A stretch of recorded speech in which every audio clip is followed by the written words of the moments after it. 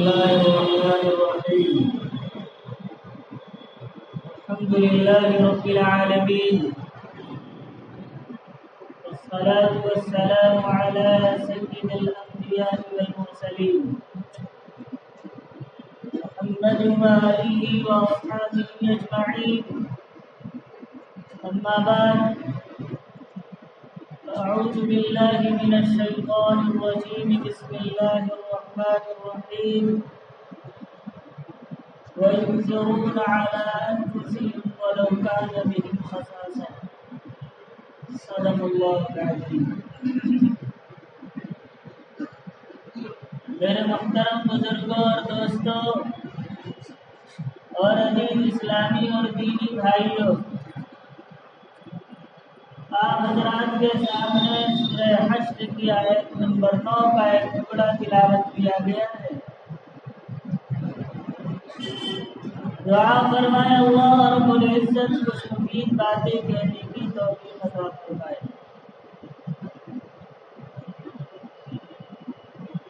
جو آیت کا ٹکڑا تلاوت کیا گیا ہے اس کا تعلق ایک عظیم الشان صفت سے ہے جسے ایثار کہا جاتا ہے.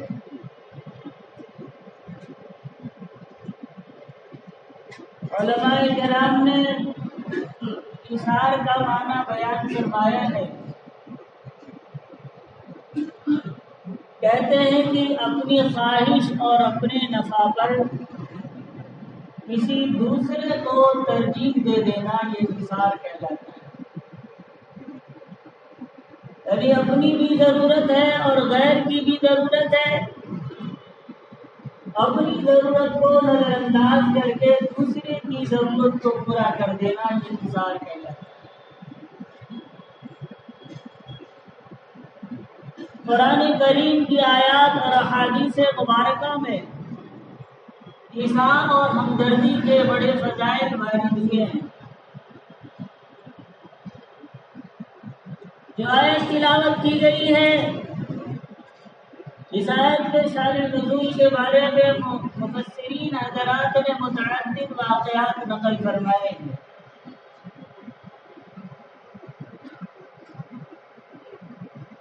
ایک مرتبہ رسول اکرم صلی اللہ علیہ وسلم کے پاس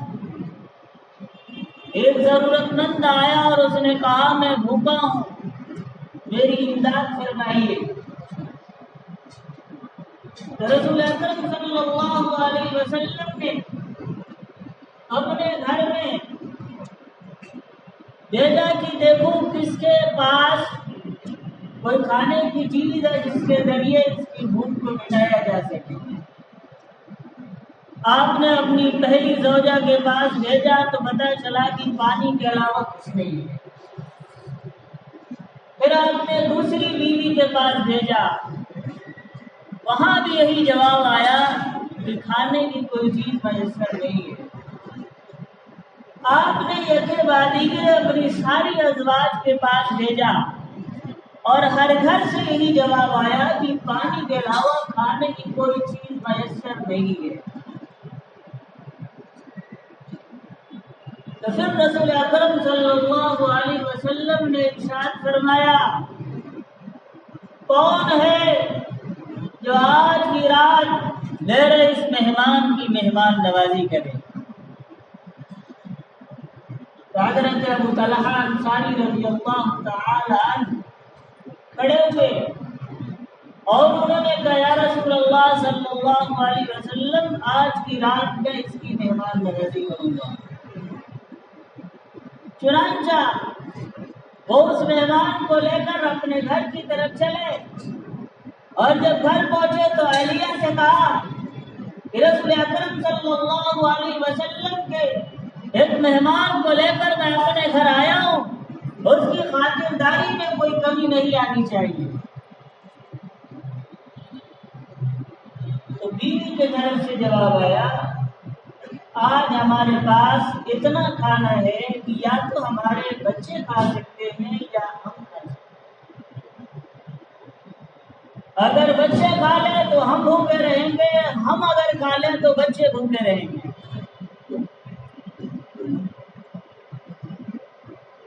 تو حضرت ابو طلحہ انصاری رضی اللہ تعالی عنہ نے کہا میں تمہیں ایک ترکیب بتاتا ہوں، ایسا کرو کہ بچوں کو بہلا پھسلا کر سلا دو، اور جب بچے سو جائیں اور مہمان کے سامنے کھانا رکھا جائے تو جو چراغ جل رہا ہے اس چراغ کو بجھا دینا، کسی بہانے سے چراغ کو بجھا دینا، اور ہم مہمان کے ساتھ بیٹھے رہیں گے، مہمان کو لگے گا کہ ہم بھی اس کے ساتھ کھا رہے ہیں، ہم نہیں کھائیں گے مہمان کھاتا رہے گا۔ کیا جذبہ ہے انسان اور ہمدردی کا، کیا جذبہ ہے اپنے حق کے اوپر غیر کے حق کو ترجیح دینے کا، کیا جذبہ ہے اپنی ضرورت پر غیر کی ضرورت کو ترجیح دینے کا۔ چنانچہ ایسا کیا گیا، اور جب کھانا ان کے سامنے رکھا گیا تو بی بی نے بہانے سے چراغ بجھا دیا۔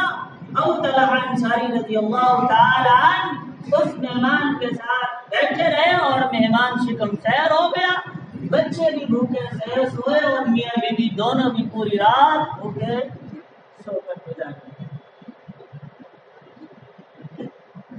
جب صبح ہوئی تو حضرت ابو طلحہ انصاری رضی اللہ تعالی عنہ اس مہمان کے ساتھ رسول اکرم صلی اللہ علیہ وسلم کی خدمت اقدس میں حاضر ہوئے، تو آپ صلی اللہ علیہ وسلم نے حضرت ابو طلحہ انصاری رضی اللہ تعالی عنہ سے فرمایا کہ تمہاری کل رات جو تم نے کام کیا ہے وہ کام اللہ کو بہت پسند ہے، اور اللہ رب العزت نے تمہاری تعریف میں قرآن کی آیت نازل فرمائی، وَيُؤْثِرُونَ عَلَىٰ أَنفُسِهِمْ وَلَوْ كَانَ بِهِمْ خَصَاصَةٌ، یہ وہ لوگ ہیں جو اپنے اوپر دوسروں کو ترجیح دیتے ہیں حالانکہ یہ خود فاقہ مست ہوتے ہیں، ان کے خود میں خود ضرورت ہوتی ہے، خود بھوک سے ہوتے ہیں، لیکن اپنے اوپر غیروں کو ترجیح دیتے ہیں۔ ایک مرتبہ ایک صحابی کے پاس کسی نے بکری کا سر ہدیہ کیا، جب ان کے پاس آیا تو انہیں یہ احساس ہوا مجھے تو ضرورت ہے ہی، لیکن میرے پڑوس میں رہنے والے دوسرے صحابی کو مجھ سے زیادہ ضرورت ہے، چنانچہ انہوں نے وہ بکری کا سر دوسرے صحابی کے گھر بھجوا دیا۔ جب وہ سر دوسرے صحابی کے گھر پہنچتا ہے تو وہ سوچتے ہیں کہ میرے پڑوسی کو اس سے زیادہ ضرورت ہے، انہوں نے پھر آگے بھیج دیا۔ روایات میں آتا ہے کہ وہ بکری کا سر دوسرے، پھر تیسرے، پھر چوتھے، پھر پانچویں، پھر چھٹے، پھر ساتویں گھر جاتا ہے اور گھوم کر پھر پہلے صحابی کے گھر واپس آ جاتا ہے۔ ایک انصار اور ہمدردی ہے، بھوک کی شدت پہلے صحابی کو بھی تھی، دوسرے کو بھی تھی، تیسرے کو بھی تھی، لیکن اپنے حق کے اوپر دوسرے کو ترجیح دیتے ہیں۔ یرموک کی لڑائی ہے اور اس میں ایک صحابی ہے، وہ کہتے ہیں کہ میں چلا کہ دیکھو میں اپنے چچا زاد بھائی کو کہ وہ کس حالت میں ہے، اور میں اپنے ساتھ پانی لے کر گیا کہ اگر وہ زندہ ہوں گے، انہیں پیاس کی شدت محسوس ہو رہی ہوگی تو میں انہیں پانی پلا دوں گا۔ جب اپنے چچا زاد بھائی کے پاس پہنچے تو دیکھا کہ جاگانی کا عالم ہے، بھائی کو اپنے چچا زاد بھائی کو پانی پیش کیا، پی لو، اتنے میں دوسرے صحابی کے کرانے کی آواز آئی، تو کہتے کہ میرے چچا زاد بھائی کہنے لگے فلاں آدمی کرا رہا ہے، وہ مجھ سے زیادہ ضرورت مند ہے، تم لے جاؤ اسے پانی پلاؤ۔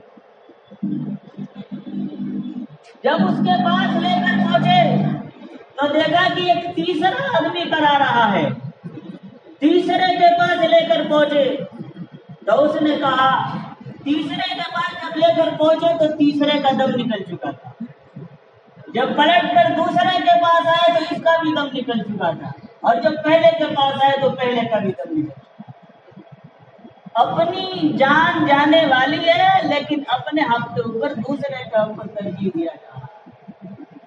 یہ وہ صفت تھی، اظہار اور ہمدردی کہ جس کے ذریعے رسول اکرم صلی اللہ علیہ وسلم نے سارے صحابہ کرام کو باہم متحد کر دیا تھا. ہر ایک دوسرے کا خیر خواہ تھا، ایک دوسرے کا غمخوار تھا، ایک دوسرے کا مددگار تھا، ایک دوسرے کی ضرورتوں کو پورا کرنے والا تھا. صحابہ کرام جب مکہ المکرمہ سے مدینہ المنورہ ہجرت کر کے گئے تو صحابہ مکہ سے جب چلے تھے تو بے سر و سامانی کے عالم میں چلے تھے. ان کے پاس کوئی چیز نہیں تھی. جب مدینہ المنورہ کے اندر پہنچے تو انصار صحابہ نے مہاجرین صحابہ کی وہ امداد کی ہے، ان کا وہ ساتھ دیا ہے کہ تاریخ میں ایسا ساتھ نہیں ملتا. رسول اکرم صلی اللہ علیہ وسلم نے ایک مہاجر اور ایک انصار کے درمیان مواقعات قائم فرما دی. دونوں بھائی بھائی ہیں، ایک مہاجر ایک انصاری، یہ دونوں بھائی بھائی ہیں. عالم یہ تھا کہ جس انصار صحابی کے پاس جو کچھ ہوتا وہ کہتا کہ یہ جیسے میرا ہے ایسے ہی تمہارا ہے، یہ باغ میرا ہے، اس کا آدھا حصہ تمہارا ہے، آدھا میرا ہے، یہ زمین آدھی تیری ہے، آدھی میری ہے، اور جو چیز میرے پاس ہے اس کا سب کچھ آدھا تمہارا ہے، آدھا میرا ہے. حضرت عبد الرحمن بن عوف رضی اللہ تعالی عنہ اور سعد بن ربیع رضی اللہ تعالی عنہ کے درمیان مواقعات قائم فرما دی رسول اکرم صلی اللہ علیہ وسلم. حضرت سعد بن ربیع رضی اللہ تعالی عنہ انصاری صحابی ہے، وہ حضرت عبد الرحمن بن عوف جو مہاجر صحابی ہیں ان سے کہتے ہیں کہ دیکھو یہ میری جائیداد ہے، اس کا آدھا حصہ تمہارا ہے، آدھا میرا ہے. جتنی پراپرٹی میرے پاس ہے اس کا آدھا تمہارا ہے، آدھا میرا ہے. اور پھر فرمائے کہ دیکھو میرے پاس 2 بیویاں ہیں، ایک بیوی میں تمہیں دیتا ہوں، ایک اپنے پاس رکھتا ہوں. ہے کسی کا پاس جگرا جو ایسا فیصلہ کرتے؟ یہ وہ انصار صحابہ تھے جنہوں نے مہاجر صحابہ کرام کی امداد فرمائی اور اپنے حق کے اوپر دوسرے کو حق کو ترجیح دیا. بے شمار واقعات صحابہ کرام کے ایسے ملتے. حضرت عمر رضی اللہ تعالی عنہ کو کون نہیں جانتا ہے؟ خلیفہ وقت ہے جن کے بارے میں رسول اکرم صلی اللہ علیہ وسلم نے دعا فرمائی تھی، یا اللہ عمر کو ایمان دے دے. جن کے بارے میں رسول اکرم صلی اللہ علیہ وسلم نے فرمایا تھا کہ عمر بولتا بھی ٹھیک ہے، عمر سوچتا بھی ٹھیک ہے. جن کے بارے میں رسول اکرم صلی اللہ علیہ وسلم نے فرمایا تھا کہ آسمان میں جتنے ستارے ہیں میرے عمر کی اتنی نیکیاں ہیں. خلیفہ وقت ہے یہ، جن سے دشمن طاقتیں کانپ رہی ہیں. ایسا شخص رات میں پہرے داری کے لیے نکلتا ہے، اپنی رعایا کی خبرگیری کرتا ہے. کہیں ایسا تو نہیں کہ میری حکومت میں کوئی فرد ایسا ہے جو بھوکا سو رہا ہو، کوئی میری حکومت میں ایسا تو نہیں جو تکلیف کا مارا ہو. رات کو پہرے داری کر رہے ہیں، گشت کر رہے ہیں. گشت کرتے کرتے جنگل کی طرف سے گزرے، دیکھا ہے خیمہ لگا ہوا ہے، خیمہ کے باہر ایک آدمی بیٹھا ہوا ہے. وہ آدمی پریشان حال ہے، اندر سے کسی عورت کے کراہنے کی آواز آ رہی ہے. حضرت عمر رضی اللہ تعالی عنہ اس آدمی کے پاس پہنچے، کہا کون ہو تم، کہاں سے آئے ہو؟ کہا میں مسافر ہوں، جنگل میں ٹھہرا ہوں، عمر کے پاس جانا ہے، اپنی کچھ ضرورت اس کے سامنے پیش کرنا ہے تاکہ وہ میری ضرورت پوری کرے. سامنے والا ابھی حضرت عمر کو پہچانتا نہیں ہے. حضرت عمر رضی اللہ تعالی عنہ نے پوچھا کہ خیمے کے اندر سے کراہنے کی آواز کس کی آ رہی ہے اور کیوں آ رہی ہے؟ تو اس نے کہا میں جاؤ، تم سے اس سے کیا مطلب؟ حضرت عمر رضی اللہ تعالی عنہ نے اصرار کیا تو تم مجھے بتاؤ یہ گھر میں کون ہے، خیمہ کے اندر کون ہے اور وہ کیوں تک تکلیف کا شکار ہے، کیوں کرا رہی ہے؟ جو کہنے لگا خیمہ کے اندر میری بیوی ہے، اس کی ولادت کا وقت قریب آ گیا ہے، درد ذہ ہو رہا ہے، اس وجہ سے وہ تکلیف سے کرا رہی ہے۔ حضرت عمر رضی اللہ تعالیٰ عنہ نے پوچھا کیا اس خیمہ کے اندر کوئی دوسری عورت بھی ہے؟ اس آدمی نے کہا خیمہ کے اندر میری اہلیہ کے علاوہ کوئی اور عورت نہیں ہے۔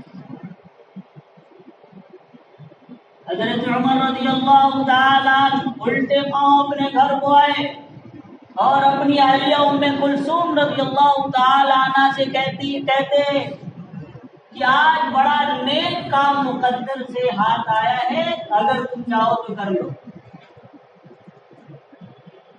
بیوی نے کہا اگر آپ کی رائے ہو تو ہم ضرور کریں گے، ہم حاضر ہیں، میں چلوں گی۔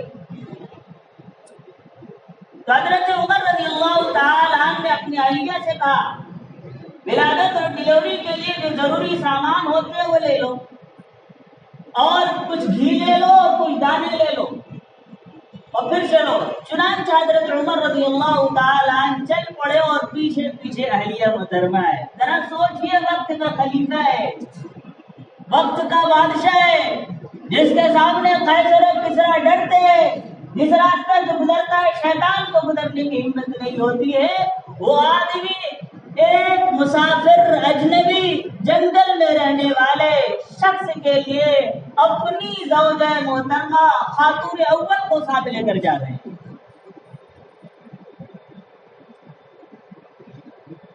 چنانچہ حضرت عمر رضی اللہ تعالیٰ عنہ خیمہ کے پاس پہنچے، اہلیہ محترمہ اندر چلی گئی۔